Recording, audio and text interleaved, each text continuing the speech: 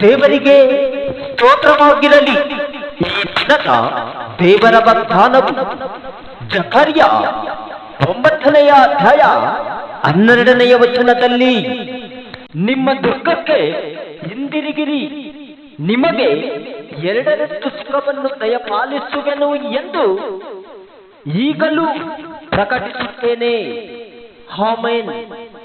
ಹೌದು ಪ್ರಿಯ ದೇವ ಜನರೇ, ಮತ್ತೊಮ್ಮೆ ನಿಮ್ಮನ್ನೇ ಎಚ್ಚರಿಸುತ್ತಾ ಇದ್ದಾನೆ. ಜಾಗ್ರತೆಯಿಂದ ಕೇಳಿರಿ, ಆತನ ಶಬ್ದಕ್ಕೆ ಕಿವಿಗೊಡಿರಿ.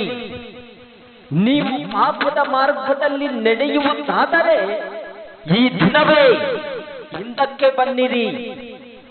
ನೀವು ವಂಚನೆಯಿಂದ ಹಣವನ್ನು ಗಳಿಸುವುದಾದರೆ ಅವುಗಳನ್ನು ಹಿಂದಕ್ಕೆ ಕೊಡಿರಿ.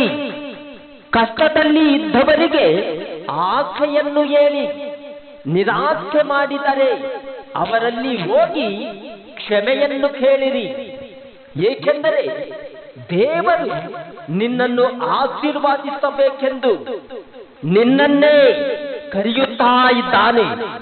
ನಿಮ್ಮ ದುರ್ಗಕ್ಕೆ ಹಿಂದಿರುಗಿರಿ, ನಿಮಗೆ 2ರಷ್ಟು ಸುಖವನ್ನು ದಯಪಾಲಿಸುವೆನು ಎಂದು ಈಗಲೂ ಪ್ರಕಟಿಸುತ್ತೇನೆ.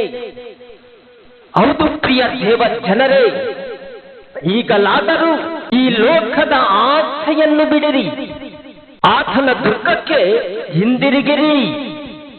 ಕರ್ತನೇ ನಿನಗೆ ಆಶ್ರಯ ದುರ್ಗವು, ಬಲವಾದ ಬಂಡೆಯೂ ಆಗಿದ್ದಾನೆ. ಪ್ರಿಯ ಸಹೋದರರೇ, ನೀನು ಆತನನ್ನೇ ಆರಾಧಿಸುವುದಾದರೆ ನಿನಗೆ 2ರಷ್ಟು ಸುಖವನ್ನು ದಯಪಾಲಿಸಿ 100ರಷ್ಟು ಹೆಚ್ಚಿಸುವವನಾಗಿದ್ದಾನೆ. ನೀನು ಆತನಿಗಾಗಿ ಜೀವಿಸುವುದಾದರೆ ಆಕಾಶದಲ್ಲಿ ಇರುವ ನಕ್ಷತ್ರಗಳನ್ನಾಗಿ ಮಾಡಿ ನಿನ್ನನ್ನು ಉನ್ನತ ಸ್ಥಾನದಲ್ಲಿ ನಿಲ್ಲಿಸುವವನಾಗಿದ್ದಾನೆ.